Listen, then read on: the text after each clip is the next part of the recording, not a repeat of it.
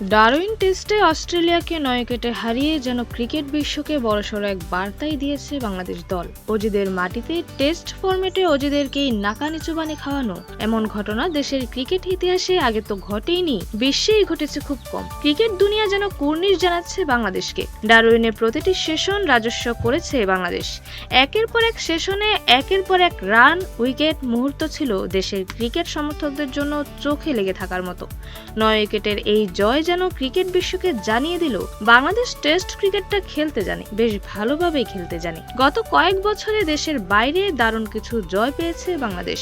জামাইকাতে test জয়, Mount মঙ্গানুইয়ের বিখ্যাত জয়, সাথে রাওয়ালপিন্ডিতে টানা ২ টেস্ট জয়, সবই টাইগার ক্রিকেটে লেখা থাকবে স্বর্ণাক্ষরে। বাংলাদেশের প্রধান কোচ ফিল সিমন্স এখন জোর দিচ্ছেন দেশের বাইরে ম্যাচ জেতাতে। সম্প্রতি এক সাক্ষাৎকারে সিমন্স বলেছেন, এই মুহূর্তে সবচেয়ে গুরুত্বপূর্ণ বিষয় হলো দেশের বাইরে আমরা ভালো আন্তর্জাতিক ক্রিকেট খেলতে পারি, এই বিষয়টি প্রমাণ করা।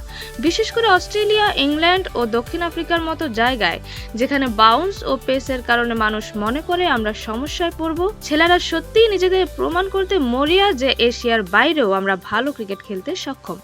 ক্রিকেটারদের প্রতি বার্তা নিয়ে ফিল সিমন্স বলেছেন, এক্ষেত্রে সবচেয়ে বড় বিষয় ছিল আবেগ নিয়ন্ত্রণ করা। অনেক সময় সকালে ৪-৫টি উইকেট পাওয়ার পর আমরা সেটার প্রভাবেই থেকে যাই, কিন্তু এবার আমরা চেষ্টা করেছি যেন লাঞ্চ কিংবা চা বিরতিতে একই মানসিক অবস্থায় থাকতে পারি এবং বিরতির পরও আবেগ নিয়ন্ত্রণে রেখেই মাঠে ফিরতে পারি। উইকেট না পেলেও আবেগ যেন খুব বেশি নিচে নেমে না যায়, আবার উইকেট পেলেও যেন খুব খুশি উপরে উঠে না যায়, এটা নিয়ন্ত্রণ করাই ছিল আমাদের অন্যতম প্রধান লক্ষ্য।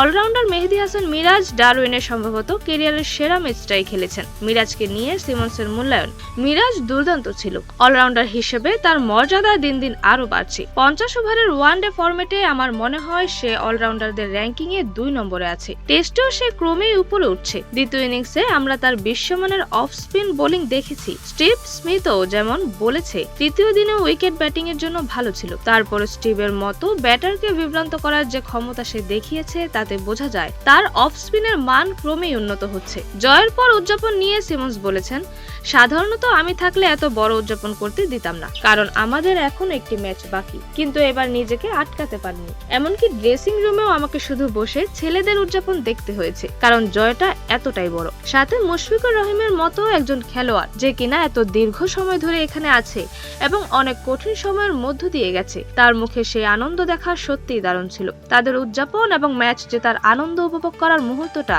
আমার সত্যিই ভালো লেগেছে। ডারউইনে টেস্ট জিতে সিরিজে ১-০ ব্যবধানে এগিয়ে গেছে বাংলাদেশ। সিরিজের দ্বিতীয় টেস্ট আগামী ২২ আগস্ট ম্যাকাইয়ে। তাজরি ইমা, ফ্লেভাস নিউজ।